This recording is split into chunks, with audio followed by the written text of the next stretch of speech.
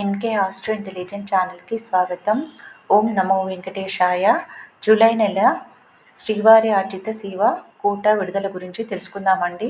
తిరుమల శ్రీవారి ఆర్జిత సేవ టికెట్లు లాటరీ ద్వారా కేటాయించబడే సుప్రభాతం తోమాల సేవ అర్చన అష్టదళ పాద పద్మారాధన సేవకు సంబంధించిన కోటా ఏప్రిల్ 18 ఉదయం 10 గంటలకు ఆన్లైన్లో విడుదల చేస్తారు. ఈ సేవా టిక్కెట్లు ఎలక్ట్రానిక్ డిప్ కోసము 20వ తేదీ ఉదయం 10 గంటల వరకు ఆన్లైన్లో నమోదు చేసుకోవచ్చును.